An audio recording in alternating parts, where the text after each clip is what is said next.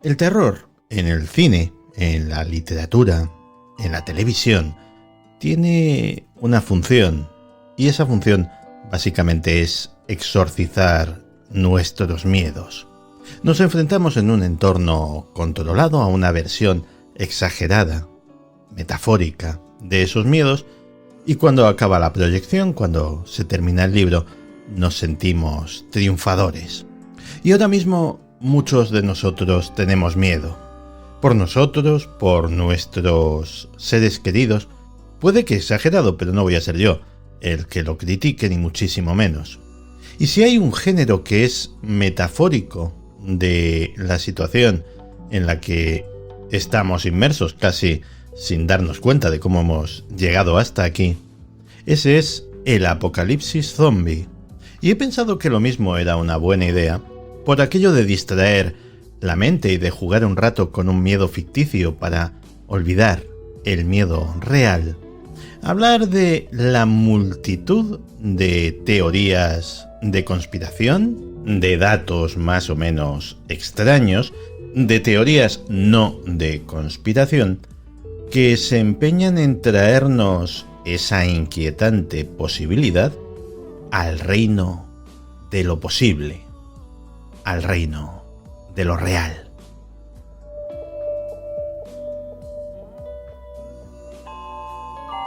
Además de por esto, que ya de por sí me parece una buena razón, si se me ha ocurrido plantear este tema precisamente ahora, es porque los científicos se han hecho completamente en serio esa pregunta. ¿Qué pasaría si una nueva enfermedad empezara a convertir a los humanos en zombies o algo semejante? ¿Podríamos detenerla? Y el caso es que responder a este tipo de preguntas no es solo un ejercicio más o menos divertido, sino que puede decirnos mucho sobre la propagación de una enfermedad infecciosa real y cómo detenerla. Una situación muy parecida a la que estamos viviendo. Así que ha habido epidemiólogos que se han planteado en serio, que han estudiado en serio la posibilidad de un apocalipsis zombie. El virus zombie se transmite de una forma extremadamente poco eficiente, a través de las mordeduras. Pero claro, resulta que el zombie puede tener entre sus síntomas ansiedad, agitación, paranoia, terror, agresividad. Así que tratarán de morder activamente a sus víctimas y propagar la enfermedad lo más rápidamente posible. Así que los epidemiólogos tienen que encontrar cuál es el ritmo reproductivo básico, el llamado R0, de la infección zombie. El R0 es un índice que nos indica a cuántas personas de promedio infecta a su vez un infectado. Si el R0 es menor de 1, la infección acaba remitiendo espontáneamente. Si el R0 es mayor de 1, pues se propaga. Con unas criaturas prácticamente inmortales que solo pueden ser detenidas mediante el asesinato deliberado o sufriendo un accidente, pues el R0 en este caso es bastante alarmante. Y un caso muy interesante para los epidemiólogos, porque estamos hablando de un R0 tan alto que un único individuo que escape de la cuarentena o del exterminio puede acabar aniquilando a toda la especie. Los ejercicios con apocalipsis zombies ofrecen a los epidemiólogos además el incentivo de una situación tan extrema que afortunadamente no se va a dar en la realidad. Una tasa de transmisión del 100%, una falta total de inmunidad, de recuperación, de tratamiento, la amenaza del derrumbe de las estructuras sanitarias, militares y gubernamentales, las mismas que serían imprescindibles para intentar acotar, para intentar contener el brote. Así que ya lo veis, ha habido quien se ha tomado alguna vez en serio esta aparente tontería para ayudar precisamente en situaciones como la que estamos viviendo.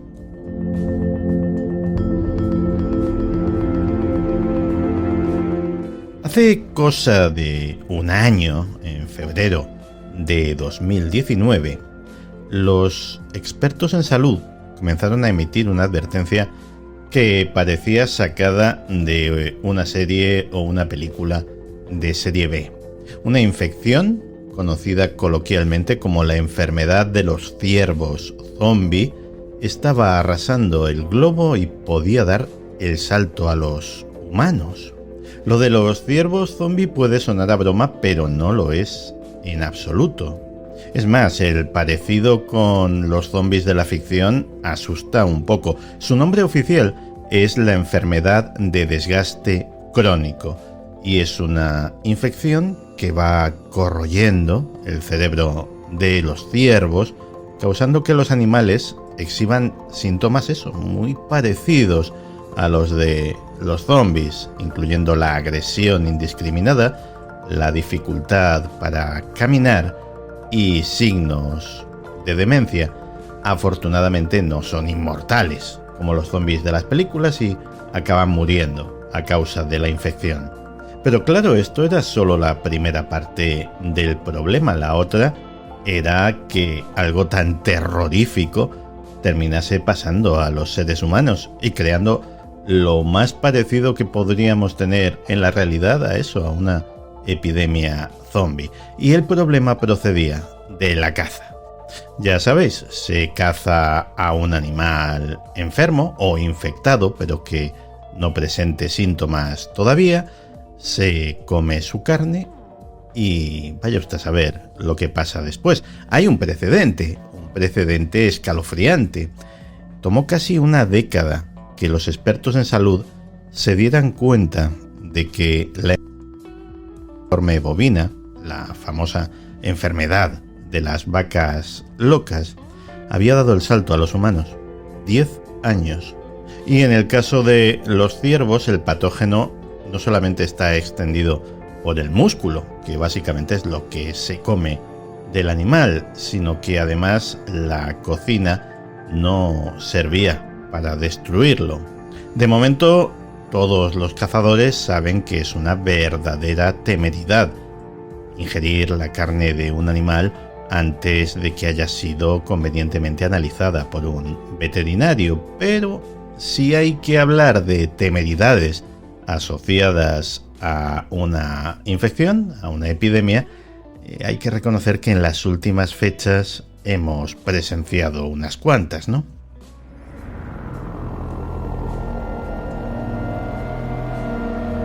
Peter Cummings, un científico de la Universidad de Boston, afirma que ya existen varias enfermedades que podrían hacer que alguien se transformase en algo parecido a un zombie.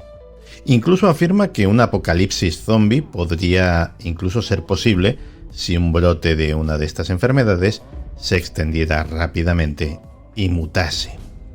Según Cummings, la clave para entender el potencial de estas enfermedades para producir los rasgos de un zombie está en el lóbulo frontal del cerebro. Si la enfermedad en cuestión llegase a bloquearlo, eso resetearía la mente a simplemente sus instintos primarios de supervivencia, lo cual es un estado similar al de un zombie. Es más, hay algo más interesante y perturbador, y es que ha habido algunos casos en la historia. Por ejemplo, varias personas en la famosa gripe española de 1918 presentaban estos rasgos de zombificación.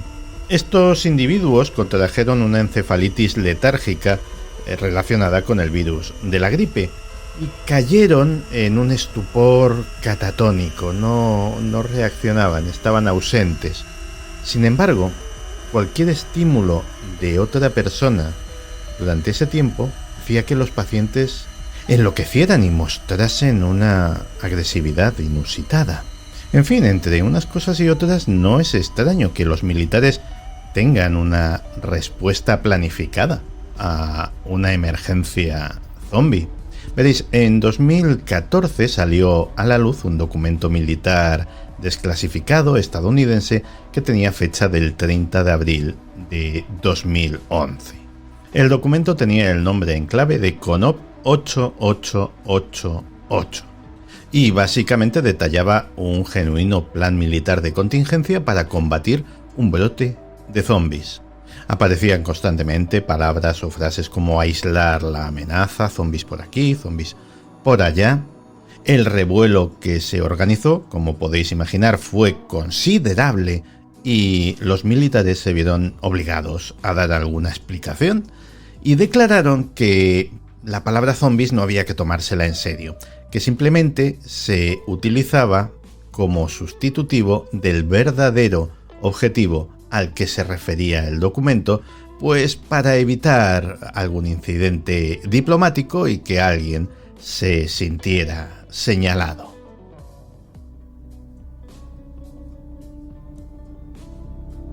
Otro posible título de película de serie B podría ser, por ejemplo, El ataque de los zombies vapeadores.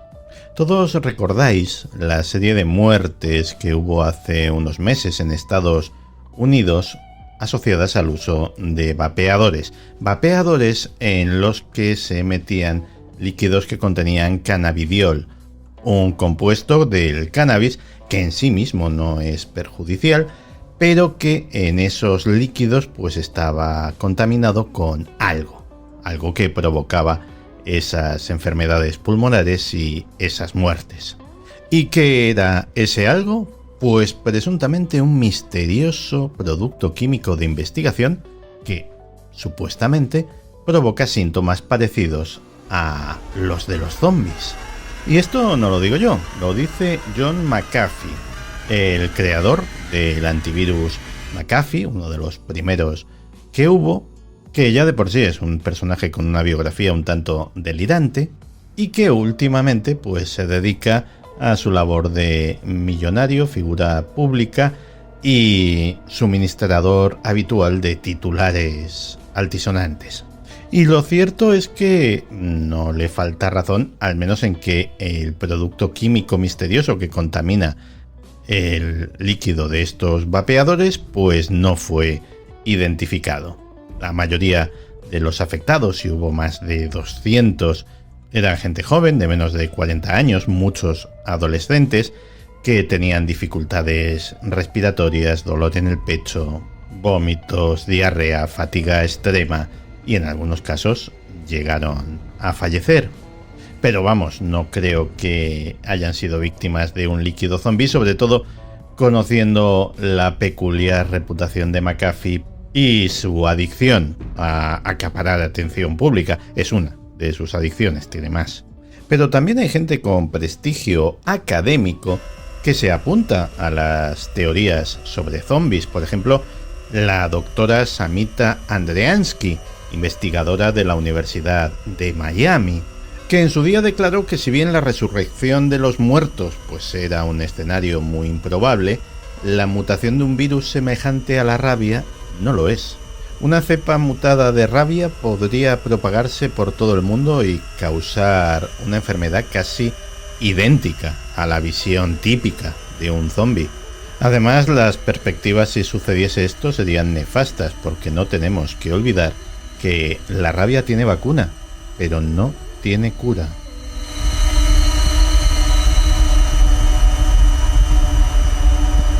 Tal vez por ello la rabia ha sido uno de los santos griales de la siniestra investigación en armas biológicas. La rabia como arma biológica tiene muchísimas ventajas. Una de ellas es que es 100% fatal. El paciente muere de encefalitis, de una inflamación del cerebro, y en su camino hacia la tumba puede causar toda clase de estragos porque la víctima se vuelve loca, en ocasiones violenta. Ya no es la persona que era, es otra cosa. Como los zombies originales, no los de las películas de terror, sino aquellos cuyas historias proceden de los pueblos indígenas de África, de Haití, de las leyendas del vudú. Según las historias y la mitología de estas regiones, el vudú vino de los dioses y el secreto de la creación de los zombies también. Y ese secreto lo terminó averiguando un antropólogo de la Universidad de Harvard llamado Wade Davis. A principios de la década de los 80, Wade Davis viajó a Haití y estuvo haciendo trabajo de campo durante una serie de años hasta que desentrañó los secretos de lo que exactamente convierte a las personas en zombies. Descubrió también que en la antigüedad este tratamiento se les imponía a los delincuentes como disuasivo, brutal, porque era considerado un destino, un castigo peor que la propia muerte. Davis afirmaba que había obtenido ese conocimiento estudiando a los sacerdotes vudú y ganándose poco a poco su confianza. ¿Y cuál era el secreto? El secreto era una mezcla de toxinas naturales, secretas, en la que la tetrodotoxina del pez globo tenía un importante papel. Davis venía a confirmar lo que 50 años antes había afirmado otra investigadora, Zora Neale Hurston, que hasta que llegó Davis había llevado a cabo el estudio más amplio y exhaustivo sobre los zombies en Haití. Un estudio controvertido en el que también había afirmado que con sus propios ojos había visto a personas ser devueltas a la vida después de haber fallecido. Personas que regresaban con la cara pálida, con los ojos muertos, y cuya mera presencia, según la investigadora, era un espectáculo espantoso.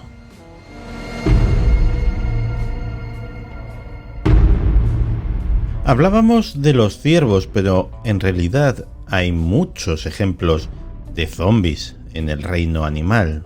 De hecho, los animales zombies es algo que lleva preocupando desde hace años en el mundo de la teoría de conspiración, porque preocupa que estos métodos naturales se repliquen en un laboratorio y se puedan usar contra la población en general.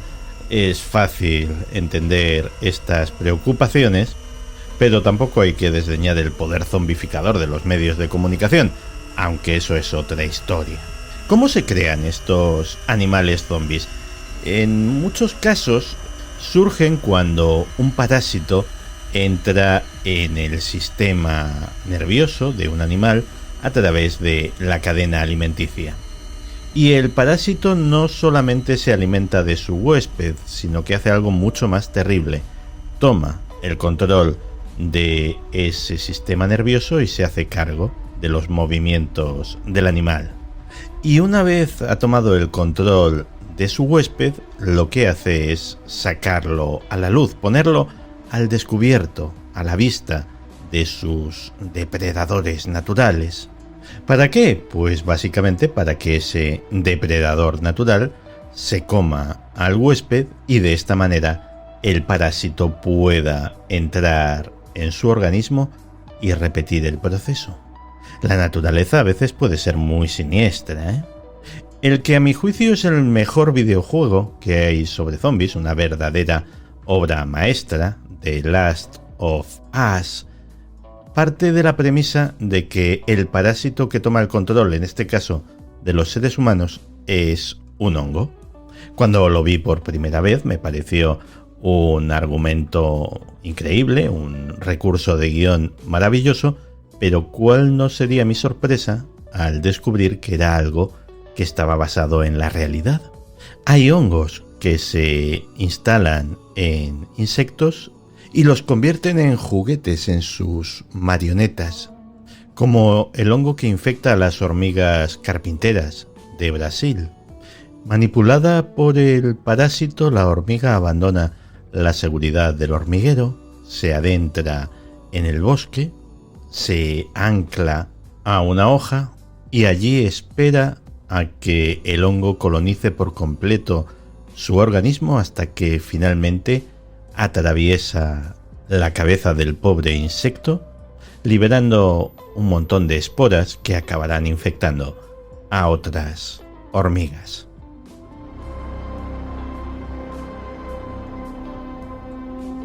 También ha habido quien ha mezclado la ciencia y el humor para dar origen a uno de los estudios científicos más extraños de la historia. El responsable es el profesor Stephen Kane de la Universidad de California, que en su día publicó un trabajo titulado Una explicación necrobiológica de la paradoja de Fermi. Como ya sabéis, la paradoja de Fermi es ese planteamiento que subraya lo notable del hecho de que, a pesar de que existen un montón de planetas capaces de albergar vida, posiblemente muchos de ellos vida inteligente, hasta ahora no hayamos encontrado ni rastro de esa vida inteligente. Algo está fallando. Y el profesor Kane dio con la clave de ese fallo: zombies. Desarrollando sus propias ecuaciones, llegó a la conclusión de que una civilización alienígena que hubiera llegado lo suficientemente lejos como para desarrollar el viaje interestelar tenía grandes posibilidades de haber desarrollado también en algún momento de su historia una epidemia zombie que lo hubiese conducido al apocalipsis, y si no, las posibilidades también eran muchas de que se hubiese encontrado con el virus que hubiese conducido a este apocalipsis zombie en el transcurso de sus viajes interplanetarios. Así que la paradoja de Fermi tiene una explicación, que es que los alienígenas en realidad son muertos vivientes. Para evitar que la especie humana sufra el mismo destino, el profesor Kane también desarrolló una técnica para detectar, antes de poner un pie en ellos, los planetas con zombies, los mundos donde los no muertos prosperan. Básicamente habría que encontrar aquellos planetas en los que hubiese un exceso de sulfuro de hidrógeno en su atmósfera. Encontrarlos y ponerlos en cuarentena para siempre, porque lo más probable es que esos planetas fueran el hogar de muertos vivientes intergalácticos. Antes de que penséis que el científico en cuestión y yo mismo hemos perdido irremediablemente la chaveta, os tengo que aclarar que el profesor Kane elaboró este trabajo como una broma del 1 de abril, el equivalente anglosajón de nuestro Día de los Santos Inocentes, pero el trabajo es tan extenso y tan cuidado que, si tienes la formación científica adecuada para entenderlo, es una forma entretenida de pasar un rato durante la presente cuarentena.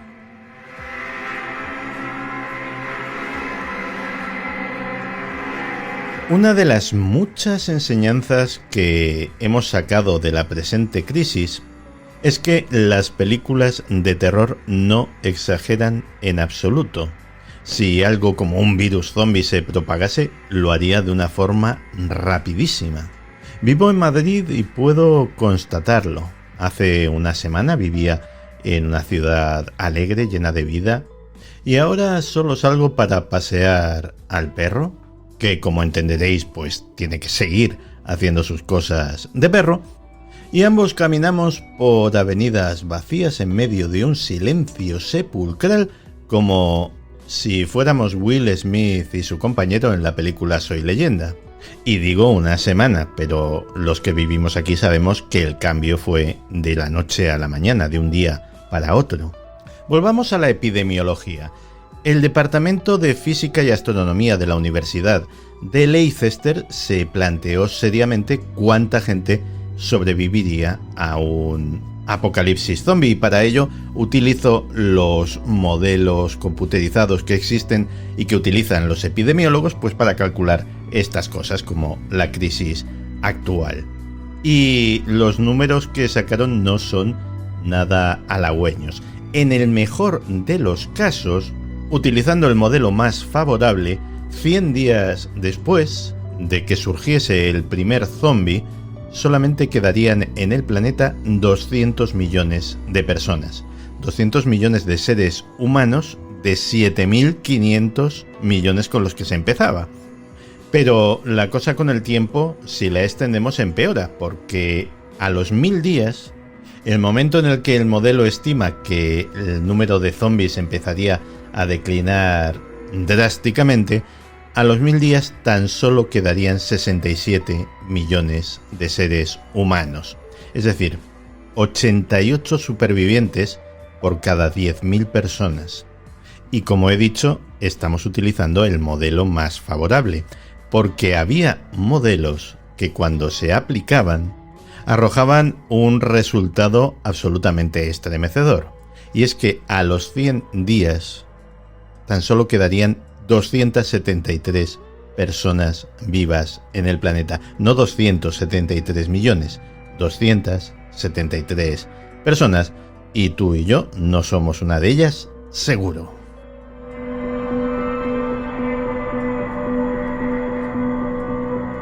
Y podríamos seguir con muchas más cosas sobre cómo el mundo de la ciencia, a veces por simple diversión, otras veces como modelo válido para ser aplicado posteriormente a otras cosas, se ha ocupado del mundo de los zombies. Hubo 2 neurocientíficos que escribieron un libro sobre cómo la zombificación afecta al cerebro, un psiquiatra, el Dr. Steven Schlotzman, que tiene la interesante teoría de que el zombie vive dentro de nosotros y que haríamos exactamente esas cosas de los zombies de las películas si se desactivase el resto de nuestro cerebro y solamente quedase en funcionamiento una parte que se denomina la amígdala. El Centro de Control de Enfermedades de Atlanta, en Estados Unidos, que ahora mismo se debe de estar preocupando de cosas mucho más serias, tuvo en su día la curiosa iniciativa de intentar concienciar a la población norteamericana de que tuviese un remanente de agua, comida, medicinas, etc., en caso de que se declarase una epidemia zombie. Si alguno hizo caso, seguramente ahora se esté alegrando. Incluso el IRS, el Departamento de Hacienda Pública de los Estados Unidos, tiene preparado un plan para volver a imponer los impuestos en una Norteamérica posapocalíptica. Por cierto, este plan, que existe, no es ninguna broma, se elaboró en los años 80 en previsión de una guerra nuclear, incluye el interesante concepto de concentrar la recaudación en aquella parte de la población más rica. ¿Por qué? ¿Por aquello de la redistribución de la renta? No, porque piensan que los pobres se morirán antes. Así es la vida, amigos. En fin, esto de el apocalipsis zombie es un entretenimiento, un juguete mental, algo que en el fondo, como el misterio, si te pones en serio con ello, acabas aprendiendo muchas cosas: biología, estadística, medicina, supervivencia, psiquiatría, farmacología, antropología. Pero en el fondo, todos sabemos que las posibilidades de un apocalipsis zombie son más o menos las mismas que las que hay de que a mí me den un premio Ondas. Los apocalipsis zombies de ficción, en el fondo, son la sublimación, entre otras muchas cosas, de el miedo que todos tenemos a una situación como la presente. Es algo tremendamente exagerado, una caricatura a trazos gruesos, pero que, como todas las cosas que tienen éxito, que de una forma u otra tocan el corazón del público, tienen una base real.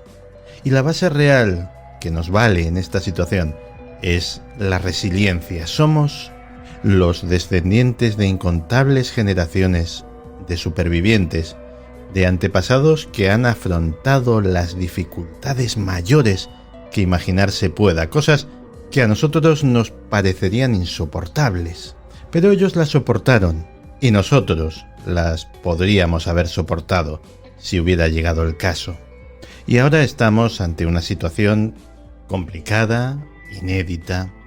Pero ¿sabéis qué? Estoy viendo tantas cosas buenas a mi alrededor, tanta solidaridad, tanto civismo, tantas cosas buenas que me llegan de vosotros, que estoy convencido de que dentro de poco, arrimando todos el hombro, cada uno en la medida de sus posibilidades, saldremos adelante y podremos reanudar nuestras vidas con normalidad, habiendo aprendido un par de lecciones.